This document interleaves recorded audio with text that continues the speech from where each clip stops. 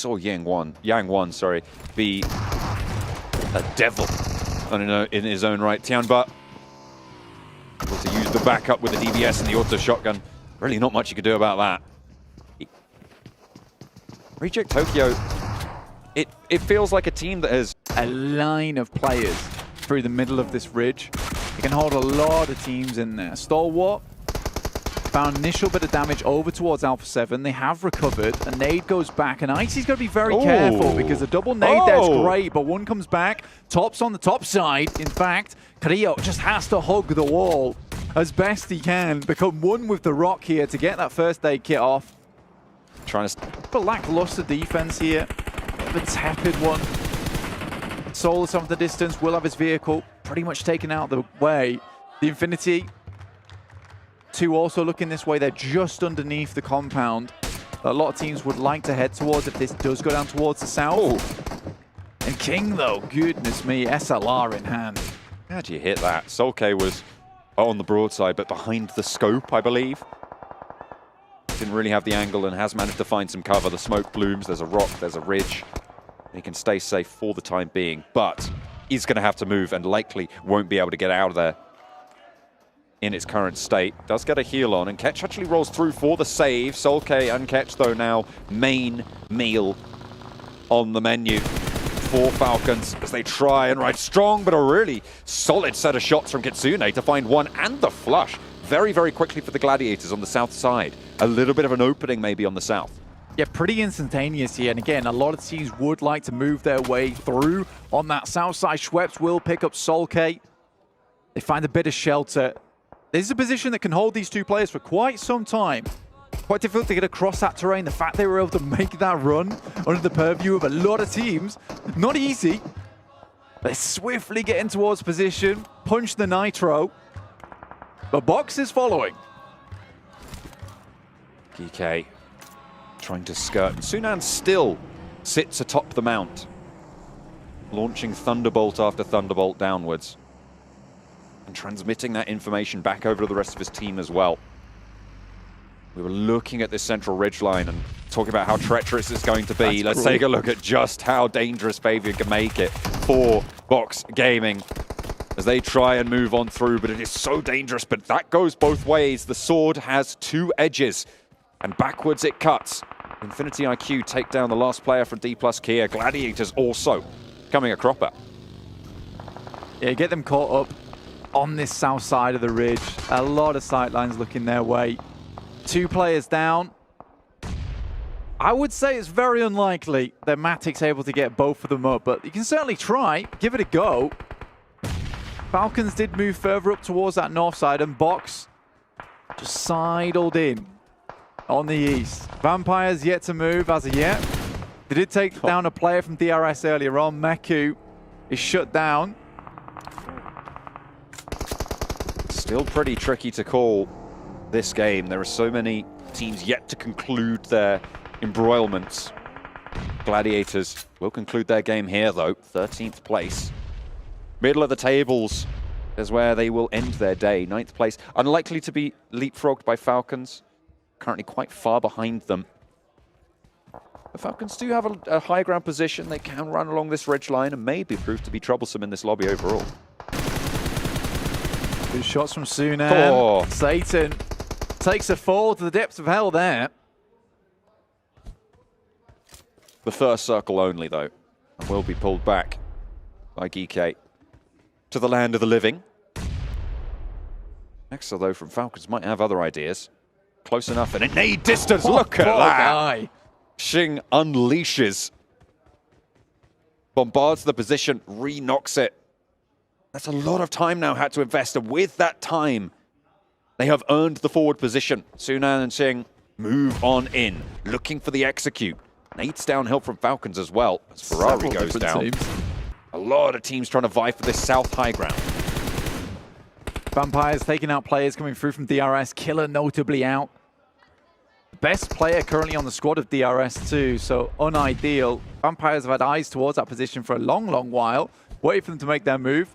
Solke will equally be shut down by the Vampires. They snatch more of these eliminations away, but they will have to move.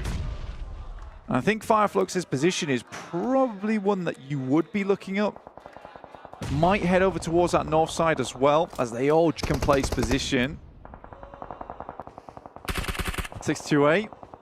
Still going strong down towards the south side despite losing a member. Sunan was split off from the team a long while, but constantly providing information back. Finally, the rest of the team did regroup with him. And Alpha 7 will remove Alter Ego. They have been stuck on that position towards the western side for quite some time. Just 2 players left alive for them as Revo falls. Harassment from Falcons up in their nest atop the mountain. 628 have not been able to dismount them. The high ground just a little bit too unassailable. Maybe not completely, but certainly with the opportunities that they've had. The chance might present itself, though, in the next few minutes as teams start to move a little bit closer to the circle. Box are starting to expand their influence as well. Vampires just tucking themselves in, actually, on that northern edge. Not to go too far. I think that this is a position where you'd imagine a lot of teams would take up residence, as the circle pushes a lot of the squads that will have squeezed themselves in on that south side forward. 10 teams in stage 6, Blank, almost stage 7. This is really close, and these ridge lines are providing sanctuary for teams that most likely you wouldn't see alive at this stage, given any other circle. Tony K spots a DRS player, and they snap up the back line. Look at his split. Yeah, there's instant clapback coming through from Vampire. And Rule steps a little bit too far backwards and feels the brunt of some of the teams on that northwest edge, like Stalwart, as well as Alpha 7. Creo out in the blue, try and readjust. Meantime, the Stalwart's players, I think that is Action. He's down towards the south, all is lonesome, really holding up Twisted Minds and the final player from Alpha 7. Creo towards the blue, needs to be careful. Icy has got the opportunity to swing out should Action get into trouble as well. Circle goes very central here, Blank Box. We'll be able to hold out all these teams on the south. Well, they'll certainly have the chance to. Vampire probably looking pretty good to try and push on in if they can get past DRS's sightlines. I think DRS is a little bit preoccupied with Stalwart, currently taking that 2-2 split on the northwest edge to deal with Twisted Minds, Alpha 7, and DRS. So I think for Vampire, taking that long stroll up the slope to perhaps try and third-party versus this would be a really smart idea. Currently, Box Gaming, though, they're about to get a whole heap of eliminations if they play this one right. As a lot of these players on the south side will have to drop off from their high ground down towards Box Gaming sightlines. Scary prospect. Okay, trying to move past, but Axa has other ideas. Wow. The pump action. This late in the game, still having that in the arsenal is a risk, but it's going to work out here. Falcons hold out a push, and still there's more to do as GK Esports trying to stop the push from the south of 628. Axa continues his bombardment, his barrage of bullets as they roll downhill. Unfortunately, his teammates not so lucky. His opponents either. 628 moving through, swelling the ground on the south side. Just to put that in perspective as well, Axa had to miss 0 shots on that SG to make that happen. Yang's got plenty more shells to unleash from the auto shotgun here, though.